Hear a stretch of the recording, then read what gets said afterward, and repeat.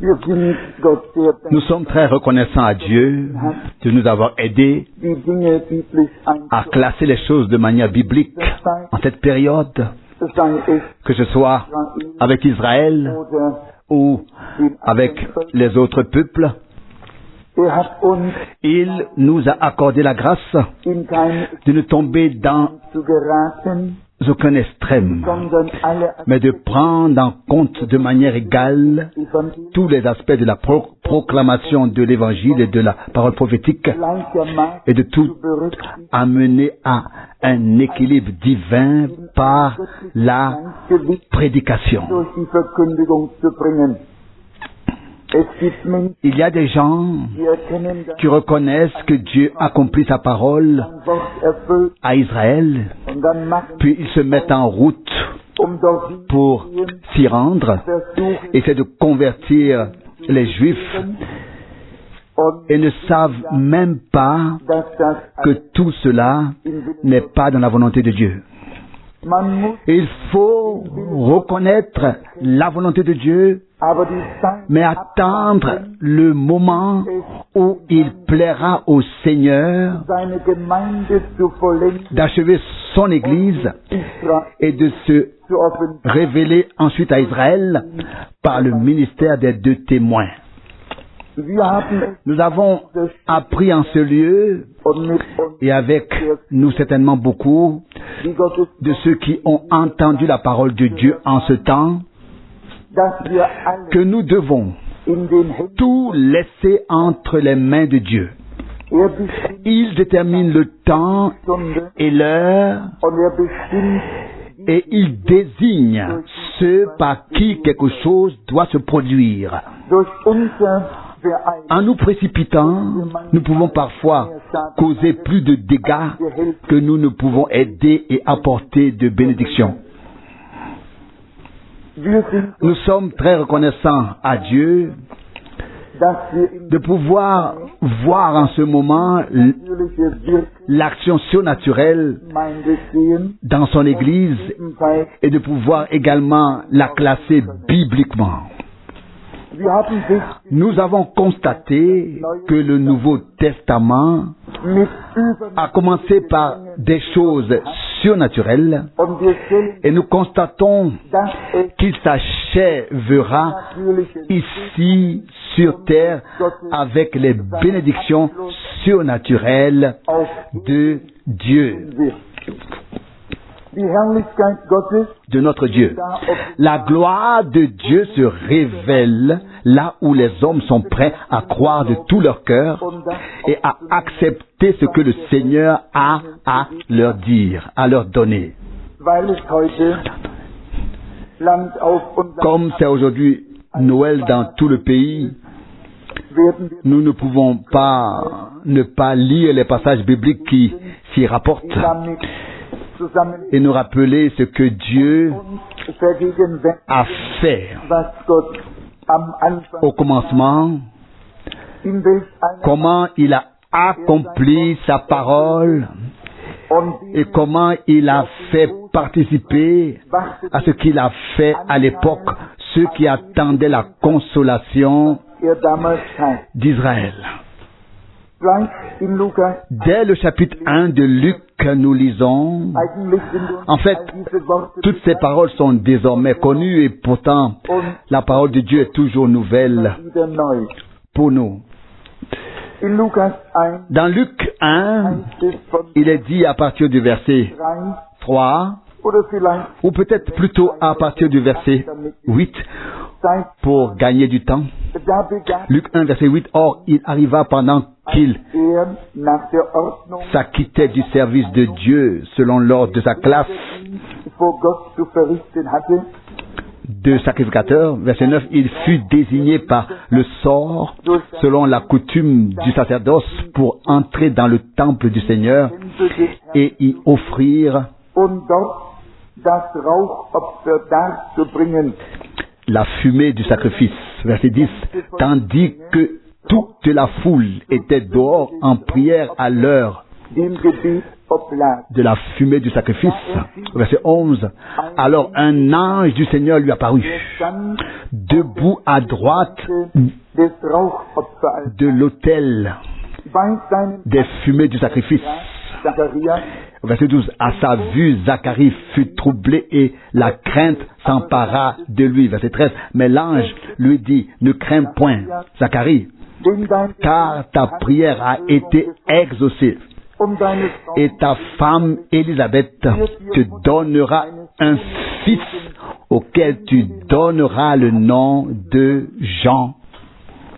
Verset 14. Tu en auras de la joie et beaucoup se réjouiront de sa naissance. Verset 15. Car il sera grand devant le Seigneur. Il ne boira ni vin, ni boisson enivrante, et il sera rempli de l'Esprit Saint dès sa naissance. Verset 16. Il ramènera beaucoup des fils d'Israël au Seigneur leur Dieu. Verset 17. Et c'est lui qui marchera devant le Seigneur dans l'esprit et la puissance d'Élie pour ramener le cœur des pères vers les enfants et conduire les rebelles à la sagesse des justes, afin de préparer au Seigneur un peuple bien disposé. Verset 18. Alors Zacharie dit à l'ange, comment puis-je croire cela? Je suis moi-même un vieil homme et ma femme est déjà avancée en âge. Verset 19. L'ange lui répondit, je suis Gabriel. Je me tiens devant Dieu et j'ai été envoyé pour te parler et t'annoncer cette bonne nouvelle. Verset 20. Mais écoute bien, tu seras muet et incapable de parler jusqu'au jour où cette promesse s'accomplira. Parce que tu n'as pas cru à mes paroles, qui s'accompliront en leur temps. Voilà pour l'instant la parole de Dieu jusqu'ici. Nous voyons ici que lorsque le temps fut accompli et que le Nouveau Testament et la grâce de Dieu devaient être révélés par Jésus-Christ, notre Seigneur, Dieu a commencé à agir d'une manière très particulière après un temps, après un long silence. C'était comme si le ciel s'ouvrait, car depuis le dernier prophète Malachi, plus de 400 ans s'étaient écoulés sans qu'un message divin, sans qu'une lumière de l'éternité ne pénètre dans le temps, sans que personne n'ait été mandaté par Dieu d'annoncer quelque chose. Soudain, lorsque le temps était venu et que les prophéties des prophètes devaient s'accomplir, Dieu a commencé à donner ses ordres dans les cieux afin qu'ils soient exécutés ici sur terre. Et nul autre que l'ange Gabriel a été envoyé de la présence de Dieu et est venu vers Zacharie pour lui parler. Et quand nous lisons tous les versets que l'ange a prononcés, cela ressemble presque à un demi-sermon. Il a annoncé ce qui allait se passer après cette longue période d'attente, à savoir que les promesses que Dieu avait faites depuis des temps anciens étaient sur le point de s'accomplir. Nous voyons que Zacharie est allé au temple du Seigneur pour adorer, pour parler à Dieu, pour communier avec lui.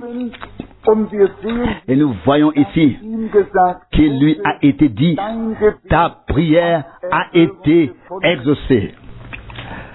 Lorsque nous nous réunissons aujourd'hui et lors des services divins ici, prions et écoutons le Seigneur nous dire, ta prière a été exaucée. Dieu t'a donné ce que tu as demandé. Nous devons prier selon la volonté de Dieu avant que nos prières puissent être exaucées. Il est écrit ici que toute la foule s'était rassemblée à l'heure de la prière. Nous ne savons pas si tous comprenaient de quoi il s'agissait, mais nous savons une chose, ce que Dieu fait n'est pas pour un seul, mais pour tous ceux qui sont prêts à participer à l'accomplissement de ses promesses. Zacharie a reçu cette réponse. Ta prière a été exaucée.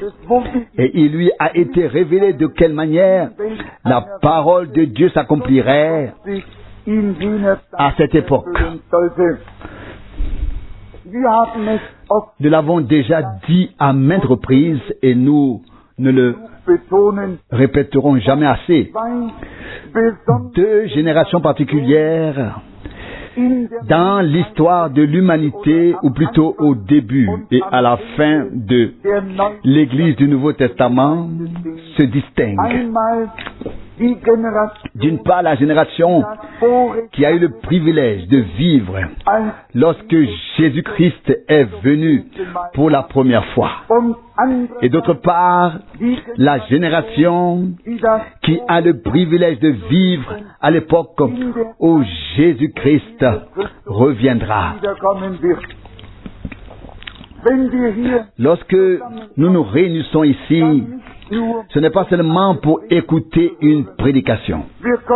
Nous nous réunissons ici pour être en communion avec Dieu, pour cultiver, alimenter la communion entre nous.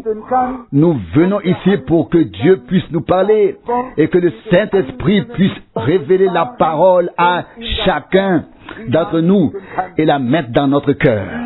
Partout où la parole de Dieu est prêchée selon la volonté de Dieu, dans la volonté de Dieu, l'Esprit de Dieu est présent pour révéler la parole, la transfigurer et la rendre vivante. Et c'est la raison et la cause de notre rassemblement. Au plus profond de notre cœur, nous aspirons à ce que Dieu puisse venir à nous tous par sa grâce, afin que nous puissions vivre en ce moment quelque chose de similaire à ce qu'a vécu la communauté qui s'était alors réunie pour prier. Dieu s'est servi de Zacharie pour lui dire cela, car il était directement concerné, puisque ce qui devait se passer à l'époque était lié à lui. Nous voyons ainsi que Dieu accorde à ceux qui sont directement liés à l'accomplissement de sa parole. Nous voyons qu'il leur donne un aperçu de ce qui n'est peut-être pas toujours accessible aux autres. Accessible aux autres. Ils en entendent parler plus tard et on part à la même révélation, aux mêmes bénédictions, aux mêmes paroles, Mais au moment de l'annonce, ce n'est pas la masse, mais les individus que Dieu a élus dans un but précis en rapport avec l'accomplissement de sa parole. Il ne faut donc pas s'étonner que Dieu ait parlé à un homme dans notre génération et non à un groupe de personnes. Et nous l'avons déjà dit, lorsque nous entendons le témoignage de Frère Branham et apprenons qu'un ange du Seigneur lui a été envoyé et lui a dit, je t'ai été envoyé de la présence de Dieu. Alors nous avons alors quelque chose de similaire à ce qui s'est passé lorsque Zacharie était en prière et a pu se présenter devant la face de Dieu et entendre le message de la bouche de l'ange autrefois. Tout le monde n'a pas entendu à l'époque. L'assemblée était en prière. Dieu a parlé à celui qui était directement concerné, qui était lié à l'accomplissement de cette prophétie. Mais ensuite, il est dit à propos de Jean, il ramènera beaucoup d'Israélites au Seigneur leur Dieu et préparera au Seigneur un peuple bien disposé. D'abord, l'annonce à l'individu, puis la préparation de tout le peuple de Dieu, afin que cette génération puisse entendre et ait entendu la voix du messager et le message divin. Nous voyons là une comparaison très forte que personne ne peut effacer. Nous voyons que le Seigneur agit aujourd'hui de la même manière qu'il l'a fait autrefois. Et quand nous regardons cette génération, nous savons que beaucoup parmi le peuple de Dieu ont lutté et supplié pour qu'une visite divine d'un genre particulier ait lieu sur terre. Mais quand ils l'ont appris, ils ont été mécontents que le Seigneur n'ait pas choisi les chefs respectés des différentes assemblées, mais quelqu'un dont personne n'avait entendu parler jusqu'à ce moment-là. Le Seigneur ne fait pas d'erreur. Il prend ce qui n'est rien pour révéler sa sagesse divine à travers la prédication. Et pour la plupart des gens, une telle prédication divine est une folie. Les gens de notre génération veulent entendre une prédication raisonnable. Ils veulent avoir des arguments qui correspondent à leur raison.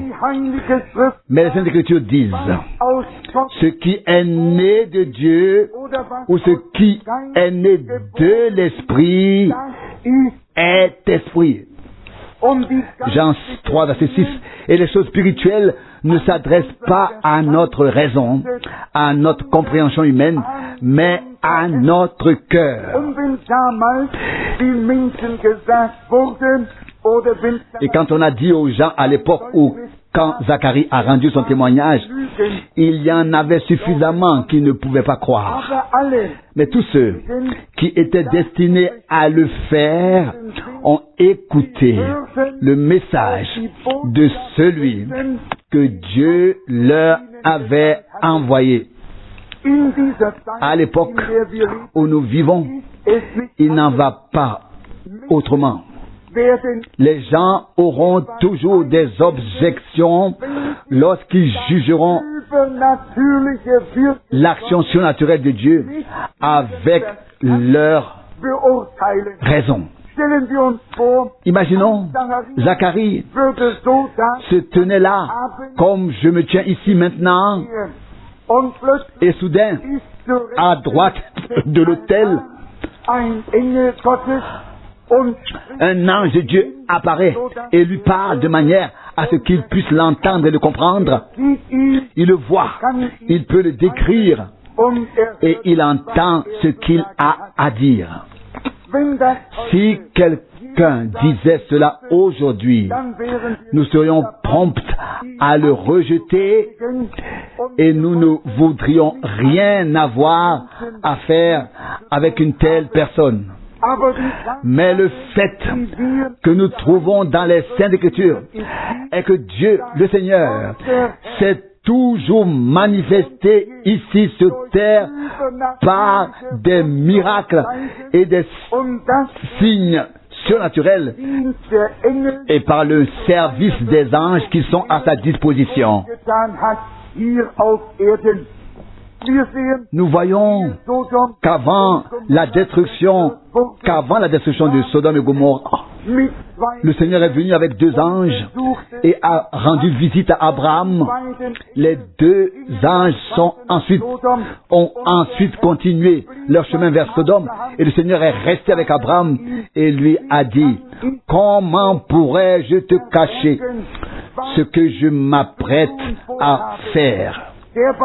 Celui qui est resté avec Abraham était l'ange de l'alliance, le Seigneur de gloire, qui a donné sa parole, la parole de l'alliance. Et nous savons qu'une alliance est un engagement. Une alliance est un contrat.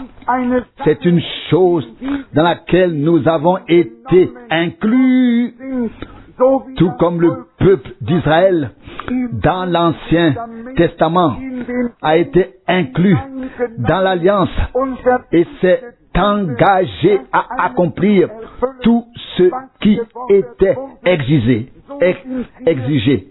De même, dans le Nouveau Testament, nous avons été intégrés dans la nouvelle alliance afin que Dieu puisse accomplir en nous et à travers nous tout ce que sa bouche sainte a dit. Et nous sommes heureux d'avoir pu découvrir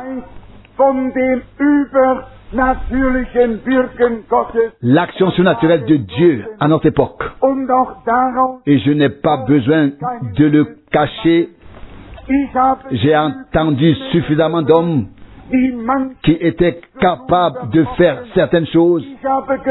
J'en ai vu suffisamment qui priaient pour les malades et qui avaient le don de proclamer et de prêcher la parole. Mais je n'en ai vu et entendu aucun qui pouvait dire: tel jour, à telle heure, un ange du Seigneur est venu à moi. Il avait telle apparence. Il m'a dit telle chose. Ils pouvaient tous parler beaucoup, parler de choses, mais ils ne pouvaient pas se référer à un jour et à une heure où quelque chose de surnaturel se serait produit. Quand j'ai entendu pour la première fois frère Branham rendre ses témoignages de la visite céleste, cela a brûlé dans mon cœur comme un feu divin.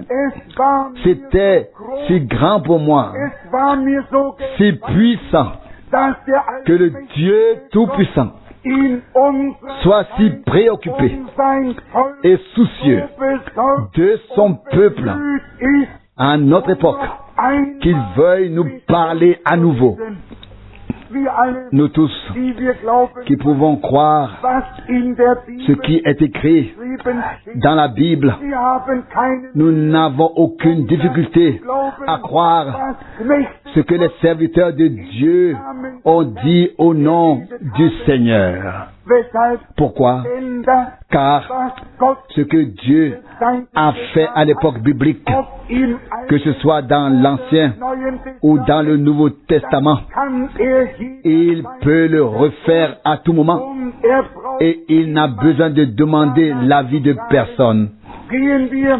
Allons dans le dernier livre de la Bible où il est dit dès le début, Apocalypse 1, verset 1, révélation de Jésus-Christ, que Dieu lui a donné. Et il est dit, il a envoyé son ange à Jean. Dans la deuxième partie du premier verset, il est immédiatement écrit, et il l'a fait connaître par l'envoi de son ange à son serviteur Jean par des signes. Et pour décrire cela plus précisément, afin de montrer qu'il ne s'agissait pas seulement d'une idée, mais que Jean a vu cet ange, qu'il l'a entendu. Ici au chapitre 22, il est dit qu'il voulait se prosterner pour l'adorer. Dans le chapitre 22 d'Apocalypse au verset 8, il est dit, et moi Jean, c'est moi qui ai entendu et vu ces choses. Et quand j'eus entendu et vu, je me prosternai aux pieds de l'ange qui me les montrait pour l'adorer. Verset 9. Mais il me dit, non, je suis un compagnon de service, moi et tes frères, les prophètes, et ceux qui gardent les paroles de ce livre, adorent Dieu. Ce qui nous importe ici, c'est de constater que Jean a reçu et vu tout le livre de l'Apocalypse, avec tous ses contextes, ses liens, toutes ces images, toutes ces révélations, tout ce qu'il contient par l'intermédiaire de l'ange. Jean était sur l'île de Patmos, mais dans son esprit, ou alors en esprit, il a été transporté dans la gloire céleste. Il a vu des liens qu'un être humain ne pouvait ni connaître ni voir. Mais afin que nous sachions tous que cet ange était une réalité et non pas quelque chose de flou comme un nuage lumineux ou un souffle. Non, il est dit ici, je voulais me prosterner à ses pieds et l'adorer. Il pouvait voir quelqu'un qui se tenait là. Et si l'on veut se prosterner, c'est que la splendeur et la gloire devaient émaner de lui. Mais la réponse est non. Je ne suis qu'un serviteur comme toi et tes frères, les prophètes. Que pensez-vous que les théologiens de l'époque aient pu dire d'un tel événement? Ils ont fait un geste de la main, ont secoué la tête et ont continué leur chemin. Mais le fait est que les révélations les plus grandes et les plus puissantes concernant le plan de salut de notre Dieu sont écrites dans le dernier livre de la Bible. Et c'est le livre qui a été scellé. Et il est dit ici que le Seigneur Jésus lui-même en témoigne au verset 16 et dit: moi, Jésus, j'ai envoyé mon ange pour vous attester ces choses devant les églises. Moi, Jésus, j'ai envoyé mon ange, le verset 16, pour vous attester ces choses devant les églises. Il ne dit pas au singulier: j'ai envoyé mon ange à Jean pour lui attester. Il s'agit de l'Église du Dieu vivant. Même si la parole du Seigneur s'adresse à un individu, elle s'adresse à toute l'Église. Et pour que nous ne perdions pas le contexte, chaque lettre commence par la même parole. Ange, dans l'adresse au messager de l'Église ici sur terre, à cette époque précise. Et il est dit: écrit à l'ange de l'Église d'Éphèse, et écrit à l'ange de l'Église de Smyrne, et écrit à l'ange de l'Église de Pergame, jusqu'à l'ange de l'Église de Laodicée. Dieu a ses messagers dans le ciel et Dieu a ses messagers sur terre. Et nous savons qu'il est écrit: il fait de ses anges des vents et de ses messagers une flamme de feu. Tout ce dont le feu a besoin, c'est du vent. Et lorsque le vent s'empare du feu, il se passe certaines choses. Et c'est précisément ce qui s'est passé depuis la Pentecôte.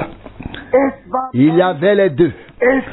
Un grand bruit est venu du ciel comme un vent impétueux, et c'était un feu divin qui s'est posé sur chacun d'entre eux, et ils ont tous été ensuite remplis du Saint-Esprit.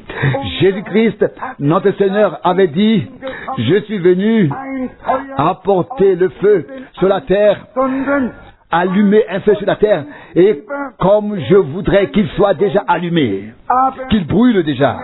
Mais il devait d'abord purifier et sanctifier les vases dans lesquels ce feu divin devait être placé.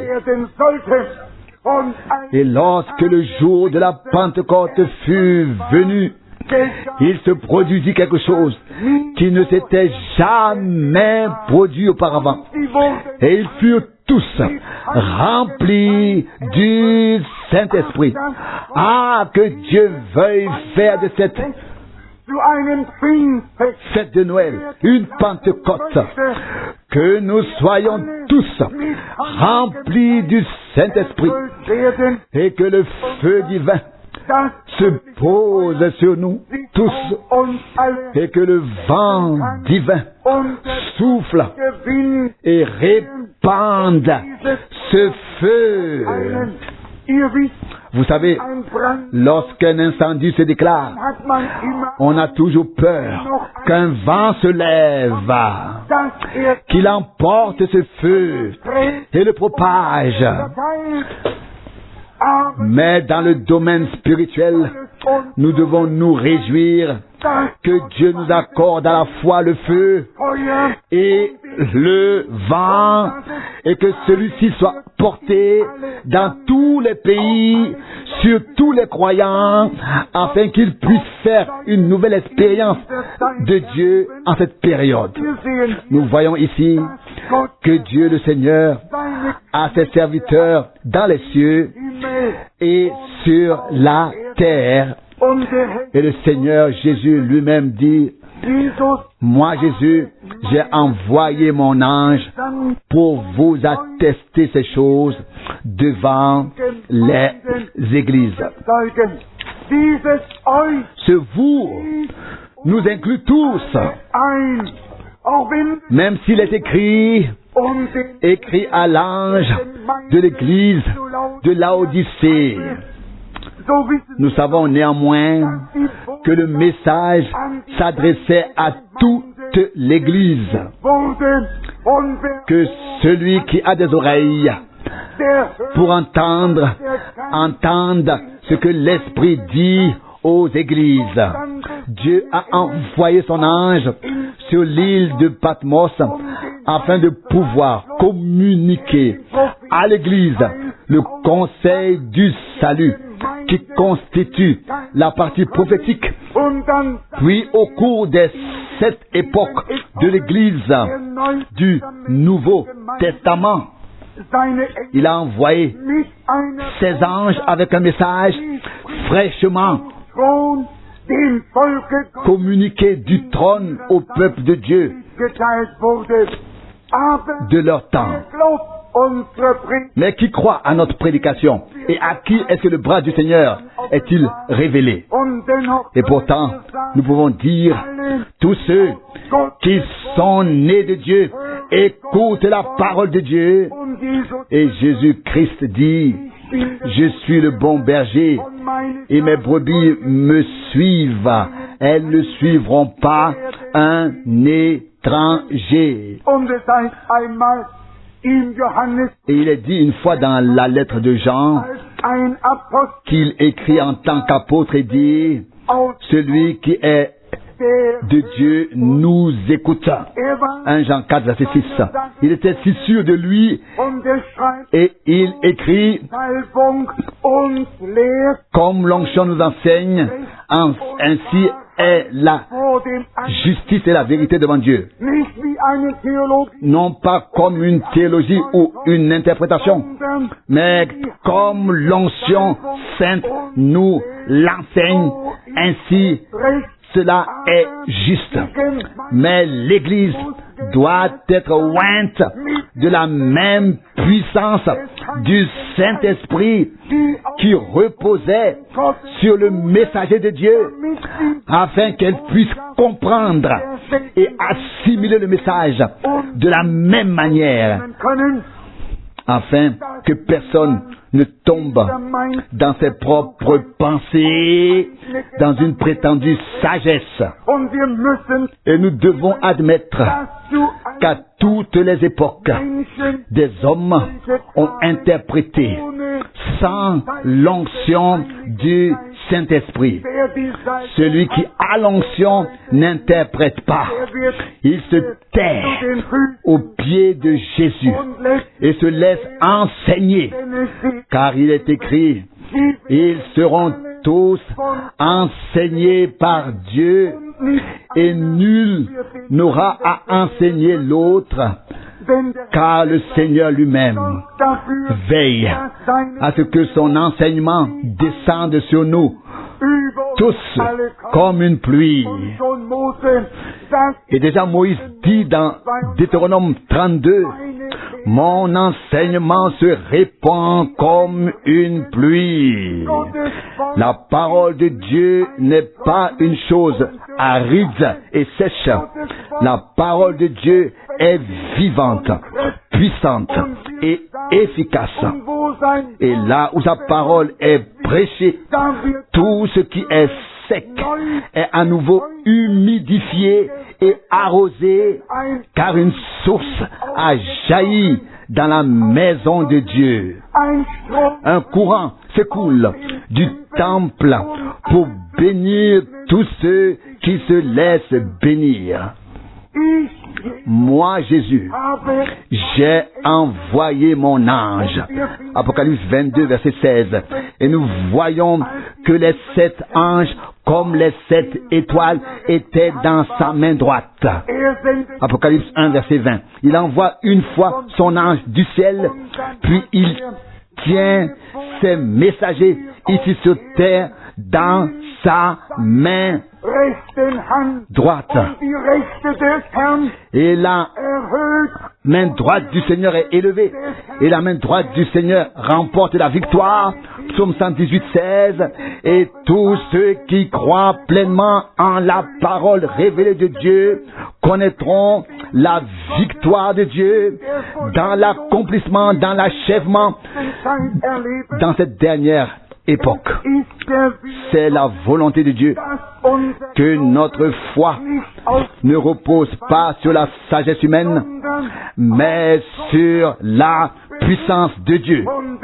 C'est pourquoi Paul a dit dans 1 Corinthiens 2, verset 4, « Je ne suis pas venu vers vous avec des paroles élevées de sagesse humaine, mais ma prédication était dans la démonstration de l'esprit et de la puissance.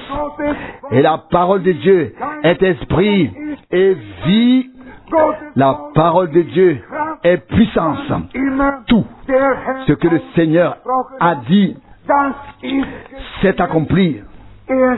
Il a dit que la lumière soit, et la lumière fut. Tout ce qu'il a dit s'est accompli. Dans l'histoire du salut également, tout ce que la bouche du Seigneur a dit s'accomplit. Et lorsque le temps de l'accomplissement arrive, il nous donne de nouvelles informations depuis son sanctuaire afin de nous faire savoir dans quelle époque nous vivons. Nous pouvons vraiment remercier Dieu de tout cœur d'avoir ouvert nos cœurs et nos yeux et de nous permettre de percevoir, de croire et de participer aux choses surnaturelles qui se produisent dans le royaume de Dieu en ce moment. Les serviteurs de Dieu ne sont pas seulement là pour enterrer les morts et exercer certaines autres fonctions. Les véritables serviteurs de Dieu sont désignés pour révéler la volonté de Dieu dans l'Église.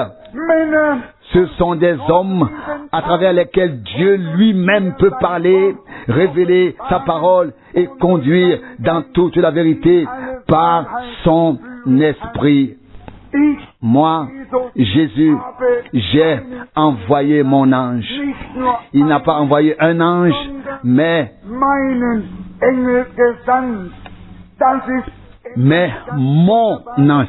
Il n'a pas envoyé un ange, mais mon ange. C'est quelque chose de tout à fait merveilleux. Nous ne voulons pas nous étendre davantage sur ce sujet. Mais ici, nous voyons que l'ange Gabriel est venu vers Zacharie et lui a annoncé la grande nouvelle que le temps était venu et qu'il allait avoir un fils qu'il appellerait Jean, car il marcherait devant le Seigneur, pas devant les hommes, il marcherait devant le Seigneur. Oh Dieu, donne-nous des hommes qui se tiennent devant le Seigneur, que Dieu donne à notre époque.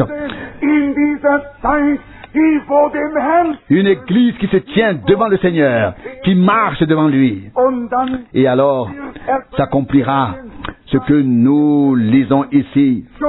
Dès sa naissance, il sera rempli du Saint-Esprit. Luc 1, 15. Savez-vous que depuis notre nouvelle naissance, nous devons être remplis du Saint-Esprit?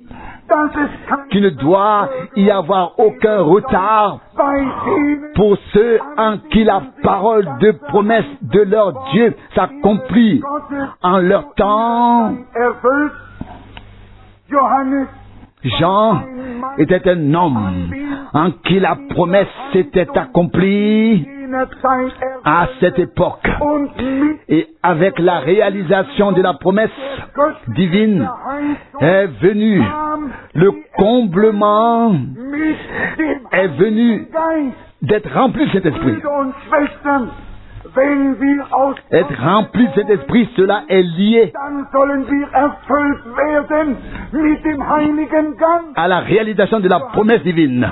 Frères et sœurs, si nous sommes nés de Dieu, nous devons être rempli de cet esprit. Jean était rempli de cet esprit depuis l'heure de sa naissance, depuis le ventre de sa mère. Nous tous, qui ne sommes pas nés selon la volonté d'un homme, mais nés de Dieu, nous devons être remplis du Saint-Esprit. Et Dieu veut nous l'accorder à tous par sa grâce. Car seule une église remplie du Saint-Esprit pourra marcher devant le Seigneur. Et le chemin de notre Dieu sera tracé à travers le désert. Il est dit plus loin, Luc 1, verset 16, il ramènera beaucoup de fils d'Israël au Seigneur, leur Dieu, non pas aux scribes et aux pharisiens, mais au Seigneur, leur Dieu, qui s'était levé pour accomplir sa parole ici, sur cette terre. Et nous savons que Jean dit plus tard, l'époux entend les cris de joie de l'épouse et il dit, l'ami de l'époux se tient là, il entend et s'en réjouit. Jean 3, 29. Et il dit, ma joie est maintenant parfaite. Il doit grandir, tandis que moi, je dois diminuer. Jean 3, 30. Il est dit ici plus loin, dans Luc 1, verset 17. Et c'est lui qui marchera devant le Seigneur, dans l'esprit et la puissance d'Élie, pour ramener le cœur des pères vers les enfants. Nous ne lisons rien ici qui indique que le cœur des enfants doit être ramené vers les pères. Seulement la première partie de la déclaration du prophète Malachie, selon laquelle il ramènera le cœur des pères vers les enfants.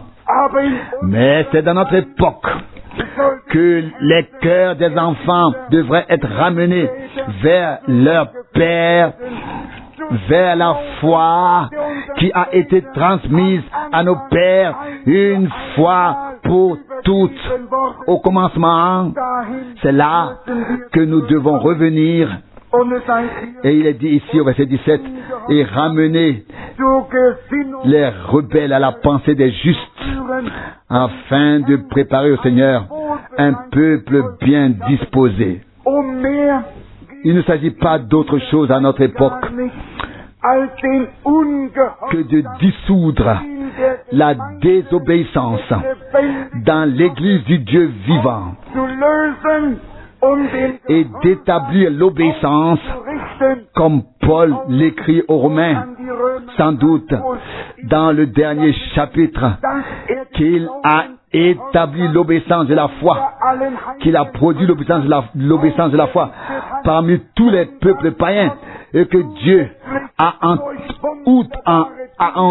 outre donné des confirmations par des choses merveilleuses en accomplissant des miracles et des signes.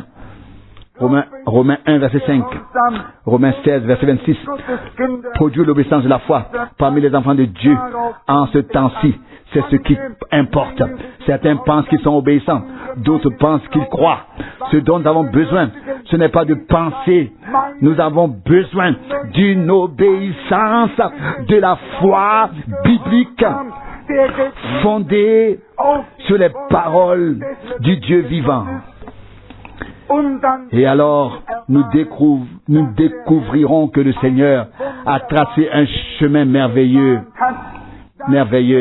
qu'il a donné la lumière au milieu des ténèbres, qu'il a révélé la vérité au milieu de tous les mensonges, qu'il a accordé la justice au milieu de toute l'injustice dans l'Église du Dieu vivant.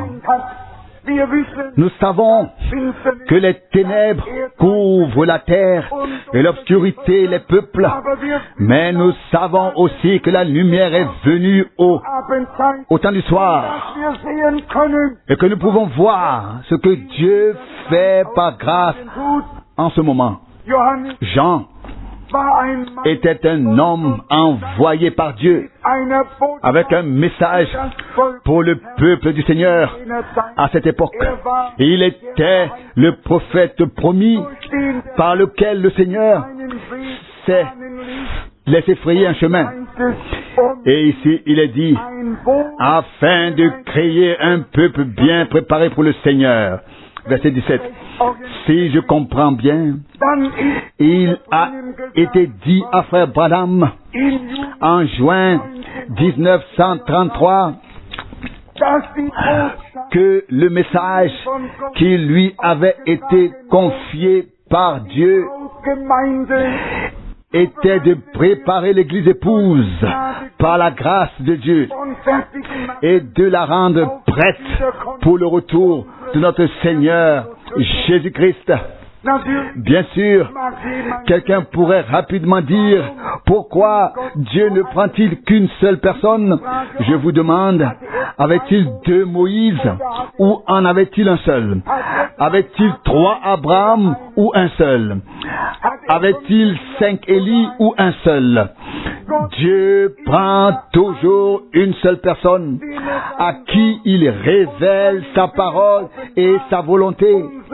Et c'est ce que nous avons vu à cette époque. Il n'y avait pas 3 Jean-Baptiste, il n'y en avait qu'un.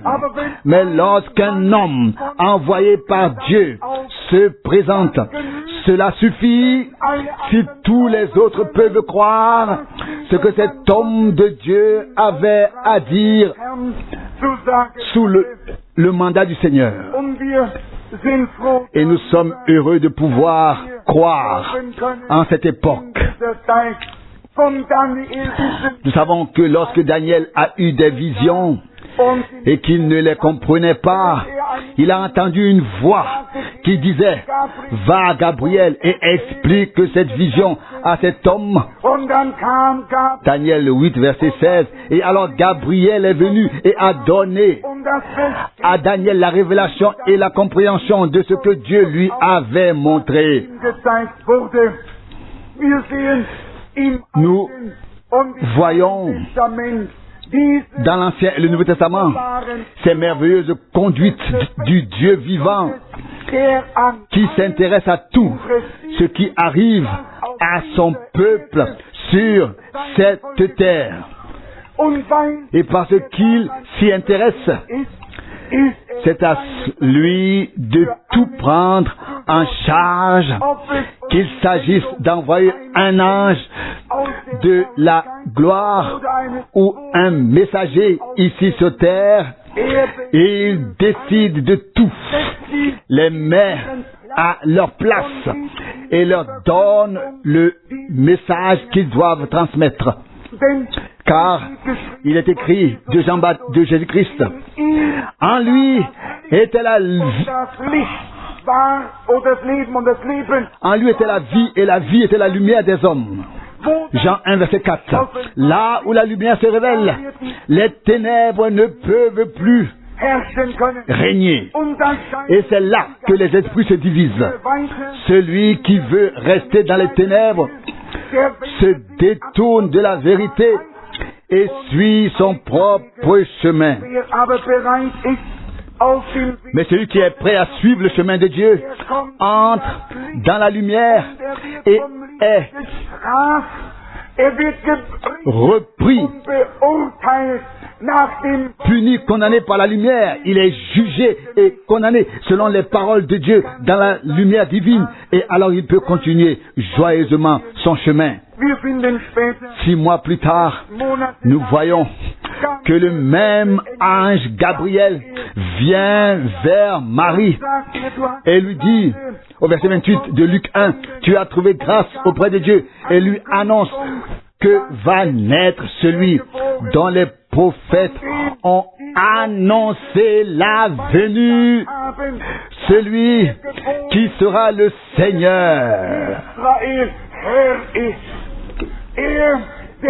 d'Israël. Lui, le Seigneur des armées. Lui, le Seigneur Sébaoth. Il va naître. Et plus tard, il est dit, dans Luc 2, verset 11, aujourd'hui, le Seigneur vous est né, qui est le Christ dans la ville de David. Ce n'est pas un autre, c'est le Seigneur lui-même qui vous est né. Et c'est pourquoi nous savons que c'était le Seigneur de gloire. Paul l'écrit également, et il dit dans 1 Corinthiens 2, verset 8, si les puissants l'avaient reconnu, ils n'auraient pas crucifié le Seigneur de gloire. Les apôtres savaient que Jésus-Christ était le Fils de Dieu, le Seigneur de gloire. C'est pourquoi ils avaient une confiance totale en tout ce qu'il leur disait et en tout ce qu'il faisait. C'est pourquoi ils avaient une confiance totale en tout ce qu'il leur disait et en tout ce qu'il faisait. Marie a cru à l'annonce et elle est en effet un modèle pour la véritable Église qui ne s'oppose à rien, qui n'a aucun doute à exprimer. Nous voyons chez Zacharie que bien que sa prière ait été exaucée, et que l'ange Gabriel se tenait là et lui annonçait la nouvelle, Zacharie dit néanmoins au verset 18, comment puis-je croire cela? Je suis moi-même un vieil homme et ma femme est déjà âgée. Et l'ange dit dans Luc 1 verset 20, parce que tu n'as pas cru à ce que j'ai dit, tu seras muet jusqu'au jour où ma promesse s'accomplira. J'ai déjà dit cela aussi. Si tous ceux qui ne croient pas aux promesses de Dieu pour cette époque restaient muets,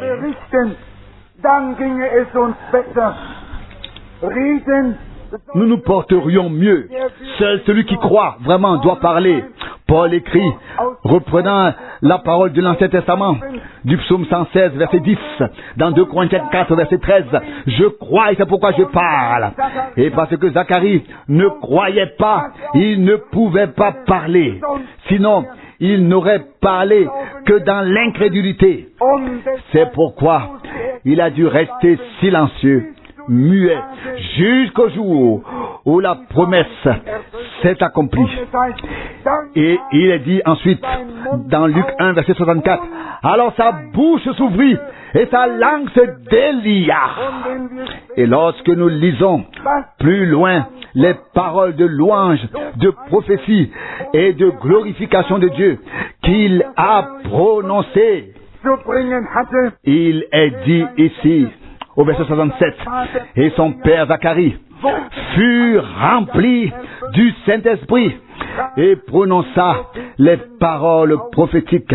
Verset 68, loué soit le Seigneur, le Dieu d'Israël, car il a regardé son peuple avec miséricorde et lui a donné une rédemption. Au moment où la promesse divine s'est accomplie, Jean a été rempli du Saint-Esprit, puis Zacharie a été rempli du Saint-Esprit. On lui tendit encore un stylo pour qu'il écrive quel devait être le nom. Et lorsqu'on lui tendit le stylo pour qu'il écrive, sa langue se délia et il se mit à parler. Et pas seulement pour prononcer le nom de celui qui devait maintenant préparer le chemin. Non, rempli du Saint-Esprit, il se mit à louer le Dieu vivant. et rempli cet esprit, se mit à louer le Dieu vivant. Et je crois que c'est ce qui doit nous arriver à tous en ces jours. Jean fut rempli du Saint-Esprit parce que cela faisait partie de la promesse divine qui devait s'accomplir à travers lui à cette époque. Et Zacharie fut rempli du Saint-Esprit parce qu'il était directement lié et associé à l'accomplissement de la promesse. Et je vous le dis, nous aussi, nous sommes remplis de cet esprit, car nous sommes liés et indissociables de l'accomplissement des promesses divines en ces jours. Dieu n'accomplit pas sa parole quelque part dans le vide. Dieu accomplit sa parole sur terre, dans et à travers l'Église. Et c'est pourquoi nous sommes ici, pour voir ces choses et recevoir la grâce du Seigneur afin de reconnaître comment était-ce au commencement, comment cela a-t-il commencé, car tel que cela a commencé, tel cela finira. Cela a commencé par l'annonce des promesses divines pour cette époque. Cela a commencé en ce que des personnes furent remplies du Saint-Esprit. Dieu a fait un commencement. Nous pouvons dire, à la Pentecôte, le Saint-Esprit a été répandu. C'est tout à fait exact. Mais si vous voulez voir tous ceux, la même Simeon, qui attendait la consolation d'Israël, il est écrit dans Luc 2, verset 25, et le Saint-Esprit reposait sur lui. Pourquoi le Saint-Esprit reposait-il sur lui? Il lui avait été révélé qu'il verrait et serait témoin de l'accomplissement de la promesse divine à son époque. Et puis, il est écrit, poussé par le Saint-Esprit, il se rendit au temple, prit l'enfant Jésus dans ses bras, loua Dieu et dit, maintenant, Seigneur, tu peux laisser ton serviteur s'en aller en paix, car mes yeux ont vu le salut de Dieu. Vous voyez où je veux en venir. Et alors Anne se mit à prophétiser et à parler à tous ceux qui étaient là, rassemblés dans Luc 2, 38. Qui peut parler des choses divines en ce moment? Qui? Ce sont ceux qui sont prêts à accueillir l'action du Saint-Esprit dans leur vie. Car ce que Dieu fait maintenant ne vient pas de l'intellect et n'est pas pour l'intellect, mais vient de l'esprit et est destiné à ceux qui sont spirituels, à ceux qui ont le discernement et qui savent de quoi il s'agit en ce moment. Marie n'a pas douté. Elle a dit dans Luc 1, verset 38, « Je suis la servante du Seigneur, qu'il me soit fait selon ta parole. » Et déjà, c'était fait. Oh, si tu pouvais croire, tu verrais la gloire de Dieu. Jean 11, 40. Lorsque nous entendons la parole de Dieu, il n'y a pas de place pour le doute ou pour l'incrédulité. La parole de Dieu est fiable et certaine. Ce que sa sainte bouche a dit s'accomplira. Plus tard, nous voyons les bergers dans les champs. C'était une nuit sombre. Ils veillaient sur leurs troupeaux, mais dans leur cœur, ils devaient avoir un désir et ils ont utiliser leur temps pour parler de ce qui était le sujet numéro 1 en Israël. Le Messie à venir. Peut-être ont-ils encore, juste avant de s'endormir, ou certains devaient de toute façon veiller, mais peut-être ont-ils encore parlé entre eux. Et l'ont-ils mentionné à votre avis quand la lumière de Dieu descendra-t-elle enfin sur cette terre? Quand notre Messie nous sera-t-il donné, lui qui nous libérera de nos ennemis et nous délivrera de nos péchés?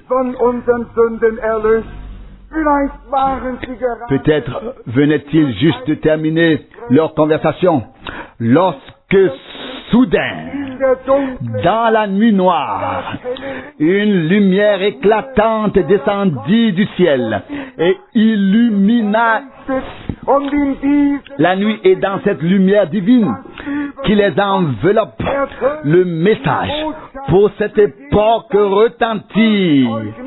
Luc 2, verset 10. Ne craignez point, car voici, je vous annonce une grande joie qui sera pour tout le peuple. Qu'était-ce donc?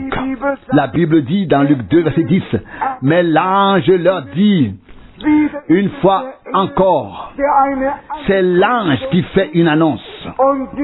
Et ils entendent ce que ce messager de Dieu, envoyé du ciel dans la lumière divine, a à leur dire. Et nous voyons qu'il n'annonce rien de général, mais fait une annonce extraordinaire.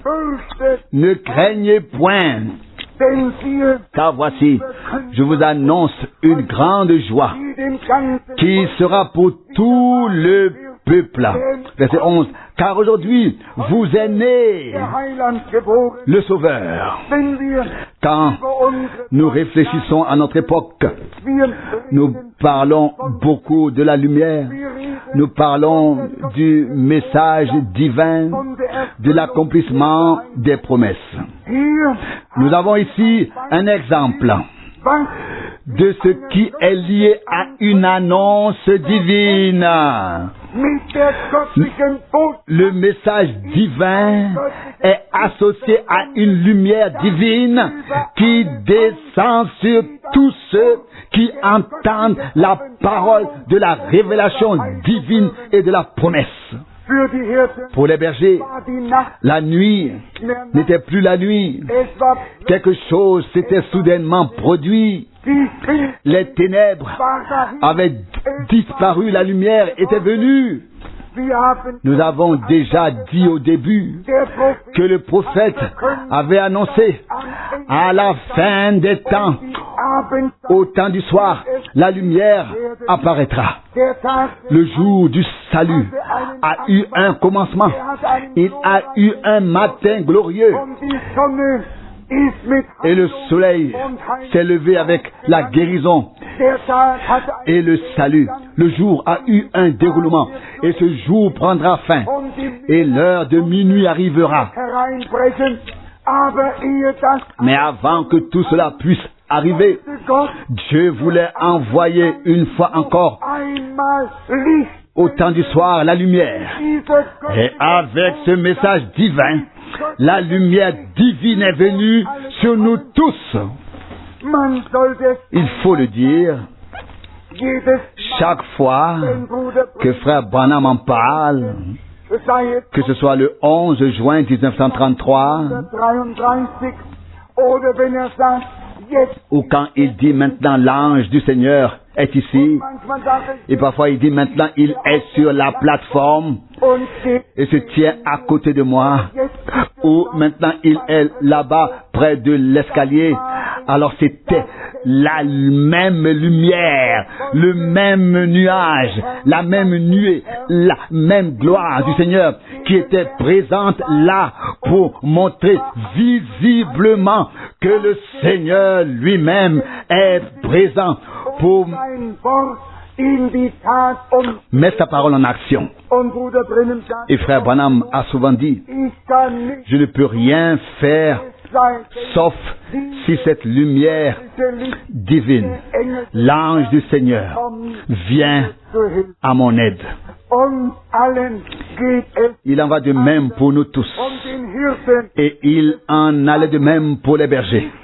Non seulement l'annonce venue du ciel, mais aussi la lumière divine les illumina. Et ils s'en allèrent et trouvèrent ce qui leur avait été dit. Luc 2,16. Nous voyons également que toutes les armées célestes se sont soudainement jointes à la louange et ont chanté « Gloire à Dieu dans les lieux très hauts et paix sur la terre dans les hommes de son bon plaisir. » Tout le ciel était en mouvement. Tout le ciel était présent lorsque le Seigneur de gloire a renoncé à sa divinité et s'est fait homme à Bethléem. Ils l'ont tous vu et en ont pris note. Nous pourrions évoquer ici le cortège triomphal qui a eu lieu lorsque le Seigneur Jésus est entré dans la gloire avec les saints de l'Ancien Testament, ou lorsque l'épouse entrera dans la ville que le Seigneur nous a préparée. Mais ici, il s'agit avant tout de ceci.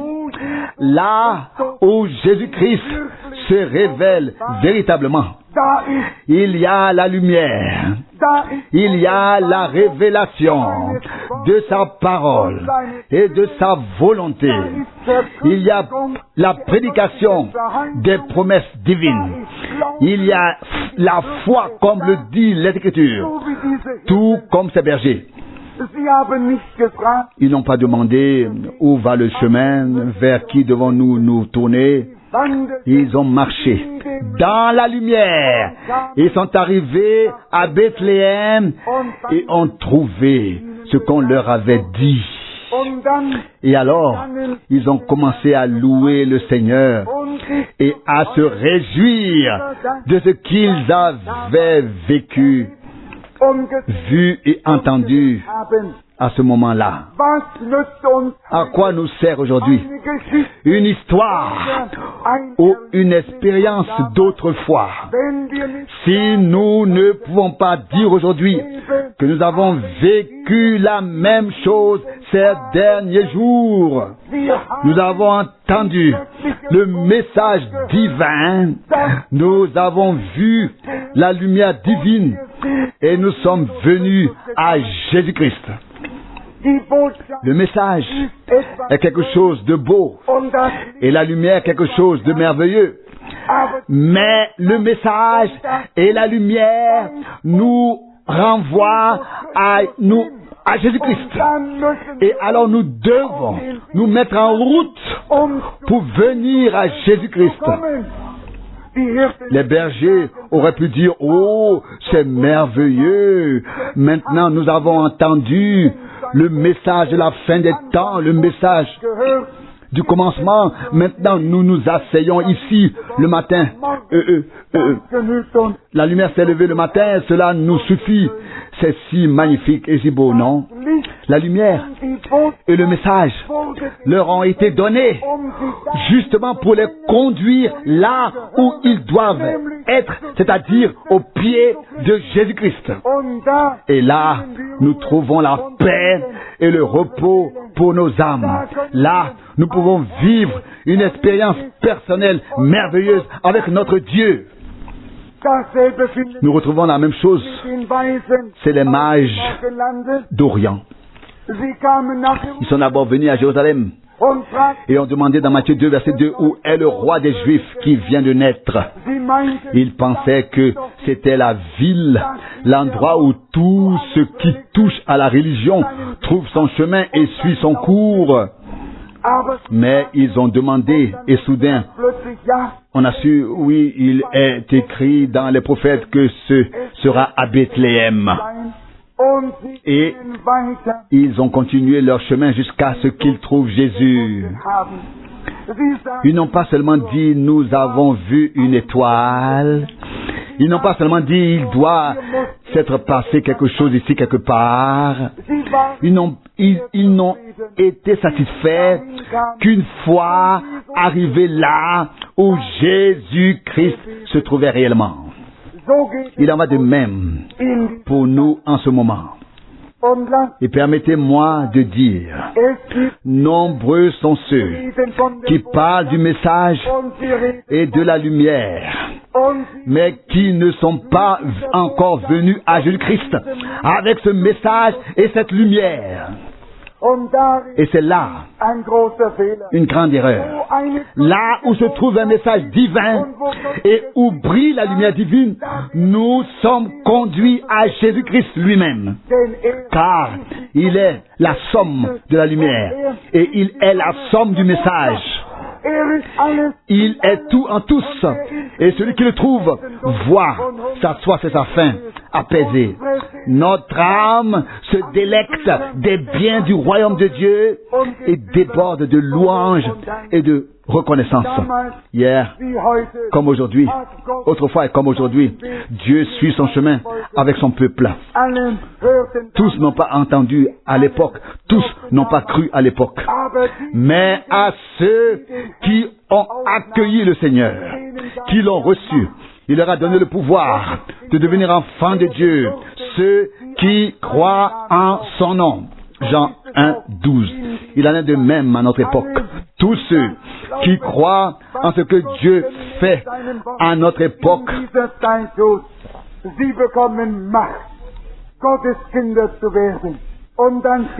selon sa parole, reçoivent le pouvoir de devenir enfants de Dieu.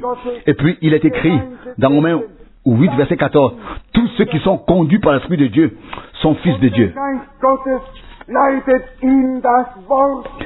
Et l'Esprit de Dieu conduit dans la parole qui a été promise pour cette époque.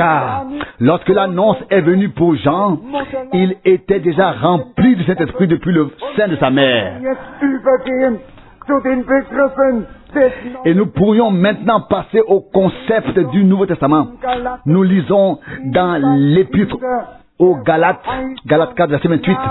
Vous êtes les enfants de la promesse selon la manière d'Isaac. Et nous pouvons aller à Éphésiens 1, verset 13 et Éphésiens 4, verset 30, où il est écrit, vous avez reçu le sceau de l'esprit de la promesse.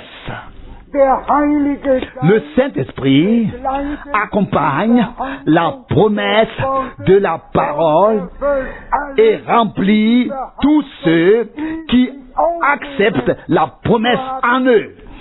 C'est ce que nous avons vu chez Jean, chez Zacharie, chez Siméon, chez Anne, chez les 120, à la Pentecôte et après. Le Saint-Esprit est toujours venu sur les personnes qui ont entendu la parole de la promesse pour leur temps et qui y ont cru de tout leur cœur. Alors que Saul était en route vers Damas, il voit soudain une lumière éclatante, non pas dans la nuit noire, mais à midi. Acte 9, verset 3. Et cette lumière est tellement plus brillante que la lumière terrestre. Il devient aveugle. Après avoir regardé la lumière, il tombe à terre et demande, Seigneur, qui es-tu? Et la réponse est, je suis Jésus, celui que tu persécutes. Dans la lumière, nous voyons la lumière. Et il est la lumière du monde.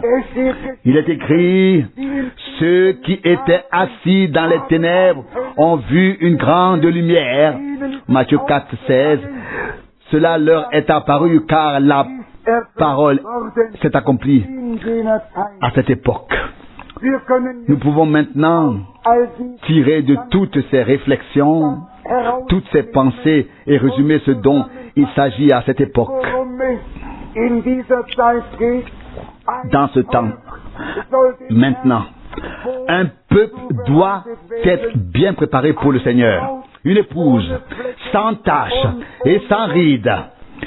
Des hommes qui peuvent croire de tout leur cœur et de toute leur âme aux promesses de Dieu pour cette époque. Il est facile de dire, je crois à ce qui s'est passé au temps de Moïse, au temps d'Abraham ou au temps du Seigneur Jésus.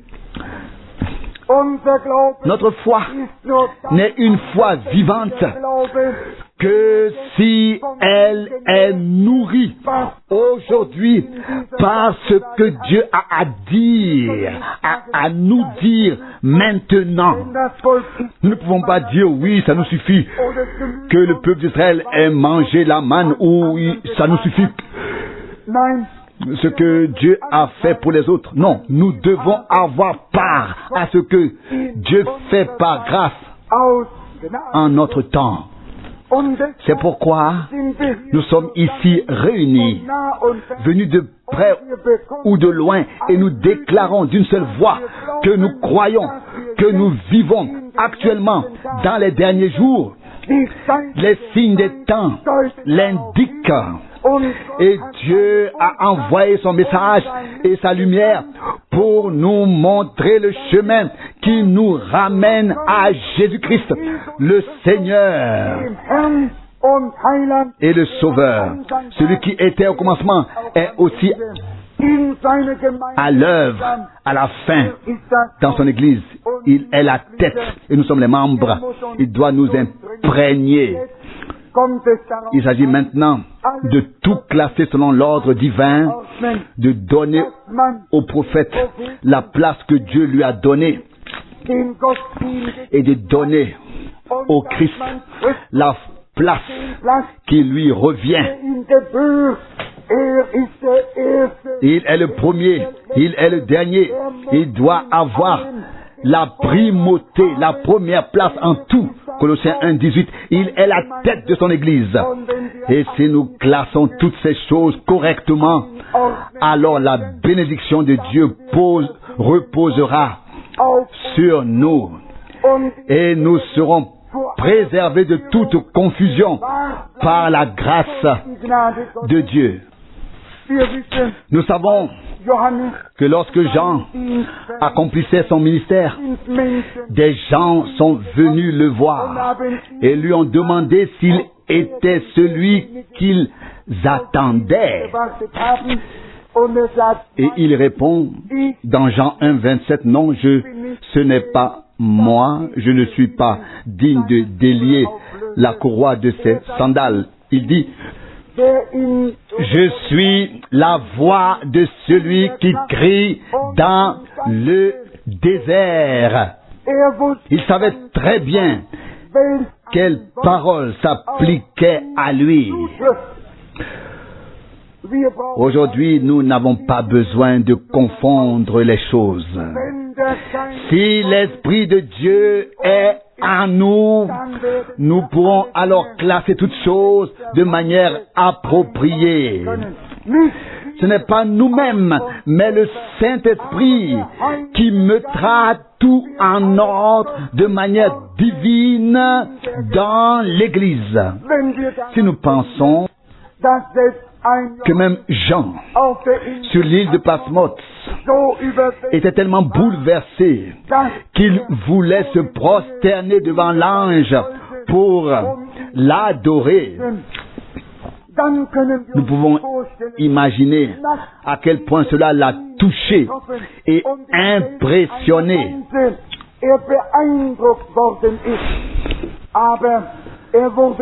Mais il a été immédiatement reprimandé et il savait à qui il avait affaire. Non pas au Seigneur, qui a créé le ciel et la terre, mais à l'un de ses messagers et anges qu'il a envoyés.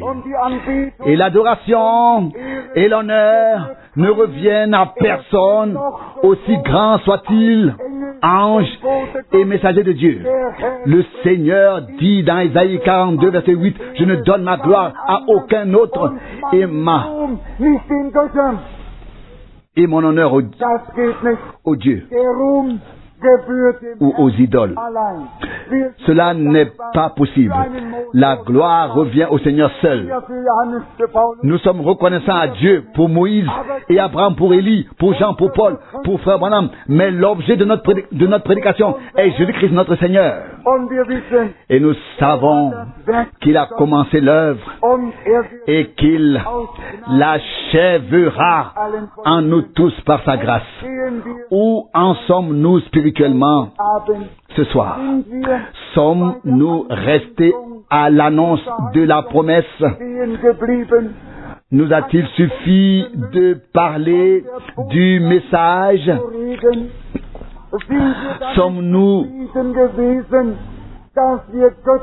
Nous sommes-nous contentés d'avoir vu la lumière divine?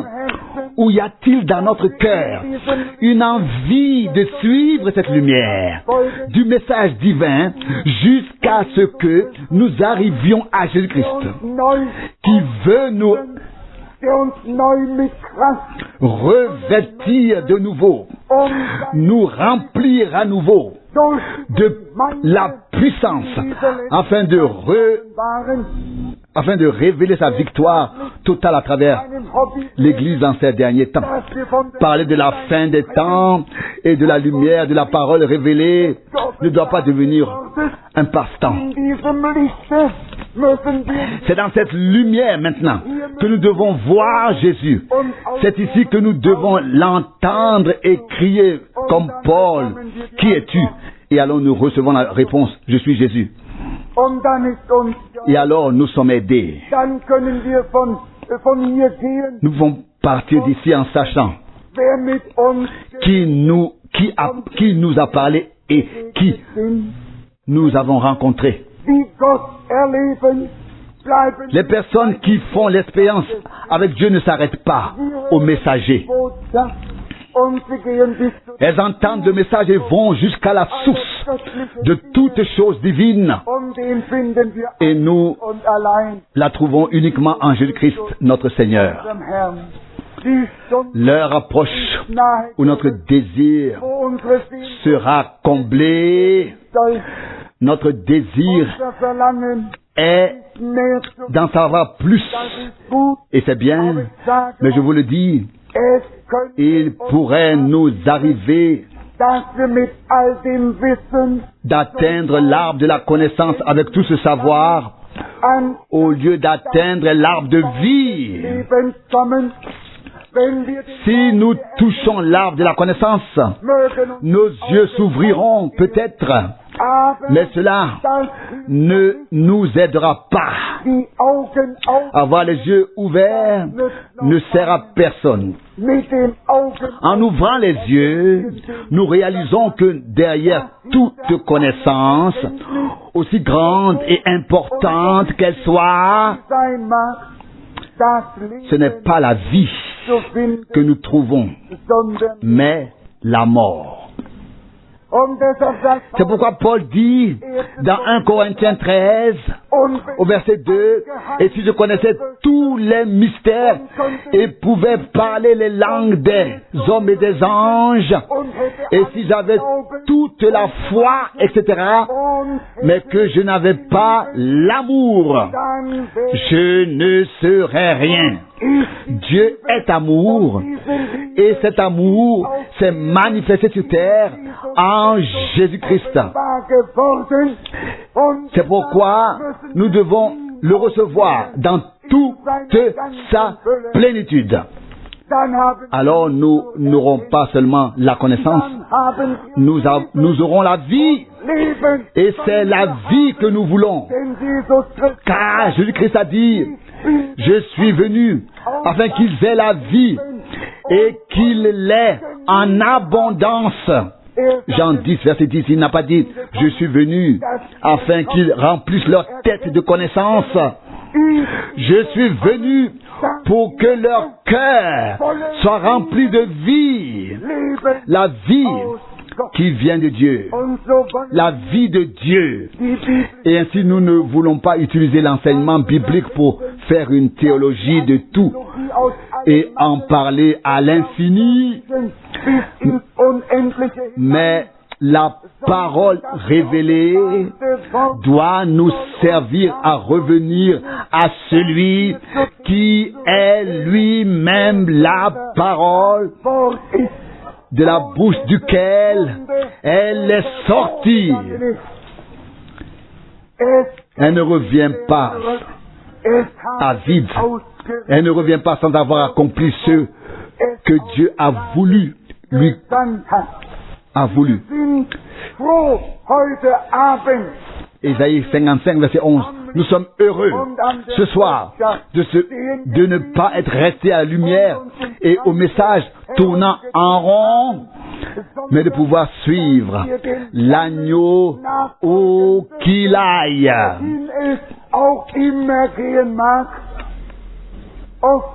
Nous l'avons dit assez souvent, nous ne sommes pas en 1933, ni en 1946, ni même en 1965. Nous sommes déjà à la fin de 1975, et Dieu n'est pas resté immobile. Le peuple de Dieu a été conduit à travers différentes étapes qu'il a dû traverser. Mais Dieu n'est pas mort. Il n'a pas cessé de parler. Il n'a pas cessé d'agir. Au contraire, nous sommes en train d'entrer dans l'action de Dieu en ce moment. Le début a déjà été fait et nous en sommes tous sincèrement reconnaissants. Un jour, nous pourrons nous aussi dire, Seigneur, maintenant tu nous laisses partir en paix, car mes yeux ont vu et expérimenter le salut de Dieu. Luc 2, verset 30. Que le Seigneur fasse de nous des personnes qui marchent dans ses voies jusqu'à ce que nous ayons atteint le but. Des personnes qui écoutent sa voix et qui ont compris ce qui est réellement en jeu en ce moment. Quand on nous a dit que nous verrions et assisterions à l'achèvement de l'œuvre divine en ce temps, cela nous a réconfortés, car nous savons qu'il est écrit à propos de la création terrestre.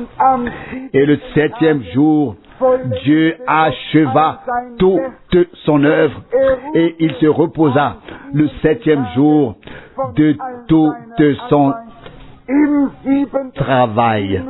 Au 7e et dernier âge de l'Église, Dieu achève la nouvelle création qu'il a commencée en Jésus-Christ. Et les Saintes Écritures ne disent pas seulement de lui qu'il est le commencement de la création divine, mais il est écrit dans 2 Corinthiens 5, verset 17, si quelqu'un est en Christ, il est une nouvelle créature. Les choses anciennes sont passées. Voici, toutes choses sont devenues nouvelles. Dieu a fait de grandes choses en nous et nous en sommes heureux. Puisse-t-il être présent dans ces réunions en tant que vivant et nous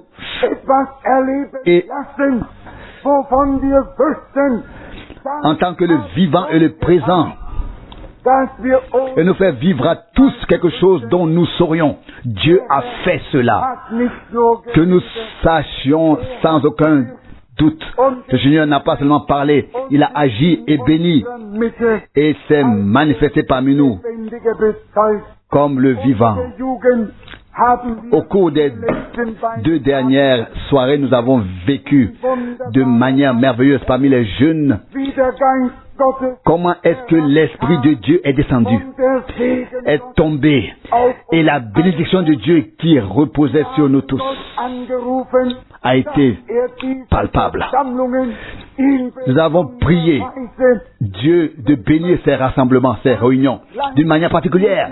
Peu importe le nombre de paroles prononcées ici, à moins que le Dieu vivant ne se manifeste dans ton cœur et dans le mien, dans ta vie et dans la mienne, nos prédications ne suffisent pas. Que le Dieu Tout-Puissant lui-même parle, agisse et se manifeste à chacun d'entre nous. Même si ce que nous disons ici ne sont pas nos propres paroles, nous devons néanmoins dire, Seigneur, nous serions heureux si tu pouvais faire quelque chose d'extraordinaire, mais que ta volonté soit faite en réalité. Nous avons une foi vivante en nous, car Dieu a déjà fait de grandes choses en nous. Je ne sais pas si quelqu'un peut encore douter, après avoir vu toutes ces choses si clairement dans la parole de Dieu. Il n'y a alors pas de place pour le doute. Au contraire, nous savons en qui nous croyons. Nous savons qui nous a donné la lumière. Nous savons quelle voix nous avons entendue. Il est écrit, Jean se retourna pour voir la voix qui lui parlait. Apocalypse 1, verset 13, et il vit le Seigneur, semblable à un fils de l'homme, marchant au milieu des 7 chandeliers d'or. Même si Jean était là, même si l'ange était là, lorsque Jean se retourna, il vit Jésus. Nous sommes reconnaissants à Dieu pour tous les messagers, pour tous les serviteurs, qu'ils nous soient envoyés du ciel ou de la terre. Mais si nous regardons bien autour de nous, nous voyons Jésus. N'était-ce pas ainsi sur le mont de la transfiguration? Moïse était là, Élie était là, Pierre, Jacques et Jean étaient là. Mais lorsque tout cela a pris fin et que la nuée de gloire est descendue, il est dit littéralement au verset 8 de Matthieu 17, et ils ne virent plus que Jésus seul. Nous sommes reconnaissants pour tous les serviteurs et les prophètes. Mais Jésus est le résultat de leur prédication. Il en est le résumé. Il est la parole dans toute sa plénitude qui s'est faite chair. Si nous l'avons en vérité, réellement, nous, non seulement du bout des lèvres, mais dans notre cœur, alors quelque chose s'est produit en nous. Alors tout est devenu nouveau. Nous voyons les choses divines d'une manière très différente de celle dont nous les voyons auparavant. Et nous reconnaissons le chemin de Dieu avec nous. Et nous savons que tout le monde ne peut pas suivre son propre chemin et ensuite atteindre le but. C'est impossible. Seul celui qui marche sur la voie du Seigneur atteindra le but. Il nous a placés sur le chemin élevé des rachetés. Et là même un insensé ne peut s'égarer. Ésaïe 35, verset 8. Les sages se trompent parce qu'ils veulent comprendre les choses divines avec leur intelligence humaine. Et cela n'est pas possible. Mais si nous devenons comme des enfants, croyons simplement ce que dit la parole de Dieu, alors nous sommes aidés. Les bergers n'étaient pas de haut rang, ils étaient les plus simples parmi les simples. Personne ne sait combien de fois ils se sont lavés, mais nous savons une chose, ils étaient là-bas, dans l'endroit. Mais une chose est claire pour nous. Lorsque le Seigneur se révèle à un homme, alors tout est fini pour lui. Alors il trouve le chemin vers Jésus. C'est la raison pour laquelle la lumière divine et la parole divine sont révélées. Pour nous conduire tous à Jésus. Il est la somme de la lumière, la somme de la parole, la somme du message de la fin des temps. Il est tout en tous. Quand nous l'avons, nous parlons alors avec David. Pourquoi demanderais-je encore le ciel et la terre si je n'ai que toi? Si je n'ai que toi, alors j'ai tout. Et le Seigneur nous a accordé cela par grâce. Psaume 73, verset 25. 73, verset 25. Nous avons trouvé celui dont tous les prophètes et Moïse ont prophétisé. Jean 1, 45. Et nous pouvons dire, venez et voyez, n'est-ce pas lui? Il nous a tout dit. Venez et écoutez. N'est-ce pas merveilleux? Notre Dieu a fait de grandes choses. Loué soit son Saint-Nom. Amen.